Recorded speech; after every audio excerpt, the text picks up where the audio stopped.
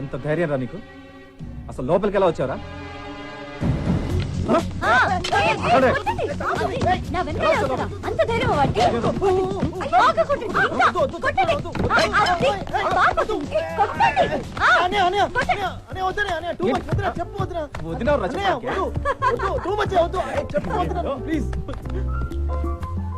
Sorry Kavya, తెలిసిందిగా ఈ కోతిగాడు ఎవడో.